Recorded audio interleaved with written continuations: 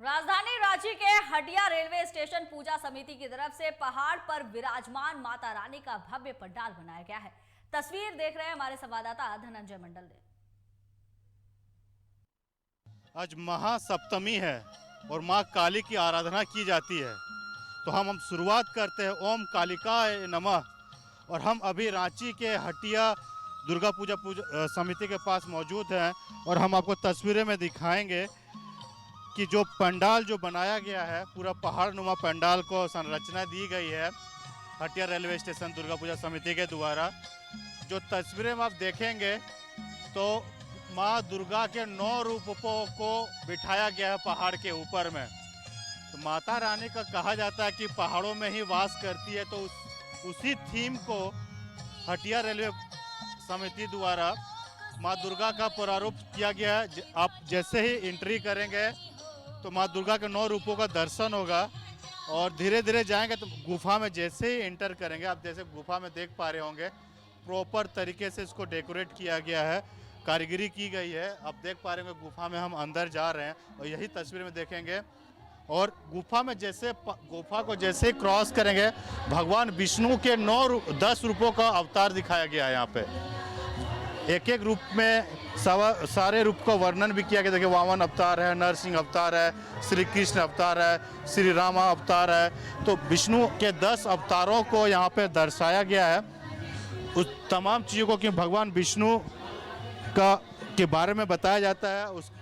उसके बाद आप जैसे ही भगवान विष्णु के अवतार को देखेंगे, उसके बाद माँ का दर्शन होता है। तो हम पहले आपको एक एक रूप में भगवान विष्णु को दिखा रहे हैं। देखिए, परशुराम अवतार हैं, बुद्ध अवतार हैं, वारा अवतार है। जो भगवान विष्णु के 10 अवतार लिए थे सभी कल्याण कार्य करने के लिए, संसार को सभी चीज़ों से दुख मुक्त करने के लिए, तो भगवान विष्णु का अवतार था। उन तमाम अवतारों को भगवान विष्णु का आशीष लेंगे। आशीष लेने के बाद आप देख पा रहे होंगे पंडाल में जिस तरह से झाड़ी नुमा यानी जो बनाया गया है, तो भगवान विष्णु का अवतार को इस तरह से डेकोरेट किया गया है। सभी जो कलाकार हैं बाहर से आए थे और जो सामग्री हैं सभी बाहर से ही मंगाया गया था। तो सब जगह रांची में किसी भी पंडाल में आप जाएंगे तो अलग अलग चीज़ों को अलग अलग रूपों में दर्शाया गया और अलग अलग कलाकृति करा गया, संरचना की गई, ताकि जो माता के श्रद्धालु हैं वो आएँ और अलग अलग पंडाल का जो रूप होता है, थीम होता है, उस रूप को देख पाएँ।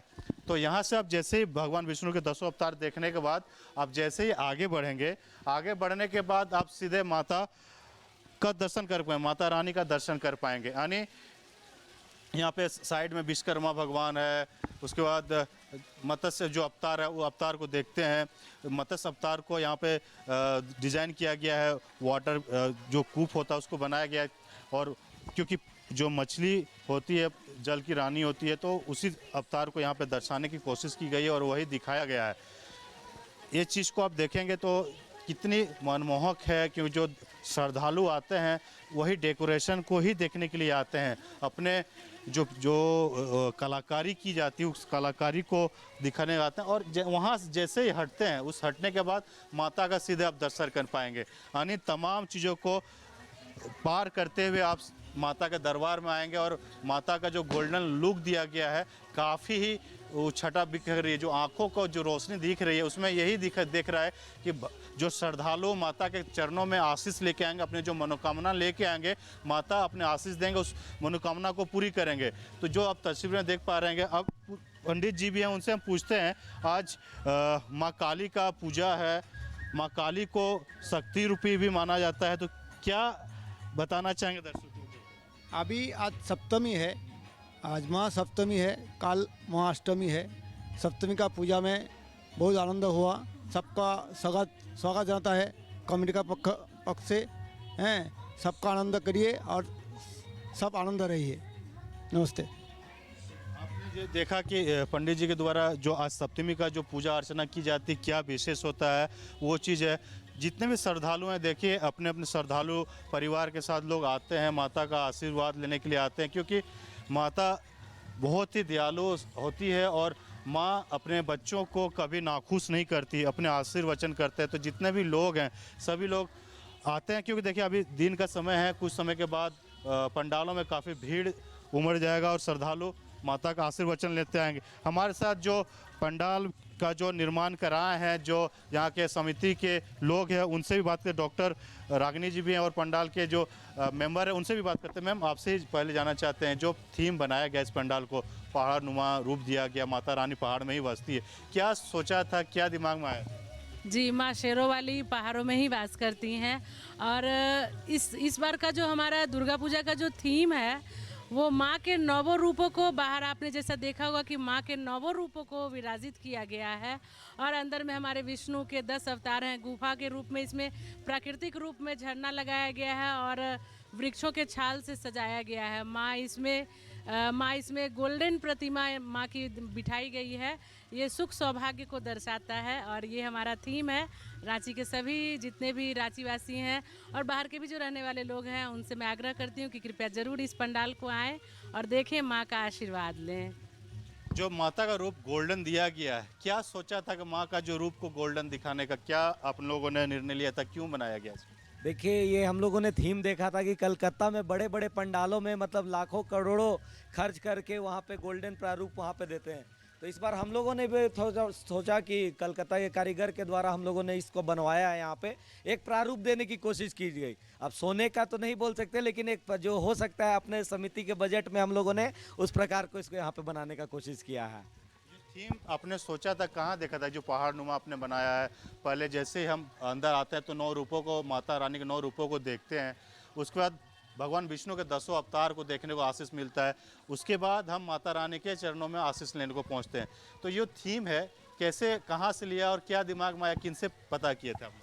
ये थीम हम लोग ने रांची में ही बहुत पहले कुछ पंडालों में एक बार हम लोग बातचीत कर रहे थे, तो घूमते फिरते जैसे हम लोग महानगर दुर्गा पूजा समिति में भी हैं, तो भ्रमण के दौरान देखे तो इस बार एक हम लोगों ने अपना आइडिया लिया। वो लोग के कुछ था तो सब चीज़ मिला के, कुछ जो बंगाल के कलाकार आए थे उनके साथ हम लोगों ने 2 महीना पहले बैठक किया कि इसमें क्या किया जा सकता है। तो उन्होंने बताया कि बाहर दुर्गा जी का प्रारूप दिया जाए और अंदर विष्णु जी का थीम दिया जाए, तो ये आज के डेट में माता रानी के भक्तों का अट्रैक्शन के रूप में आता है और सभी कोई थीम बेस्ड पे ही आजकल देखते हैं जो भी आता है।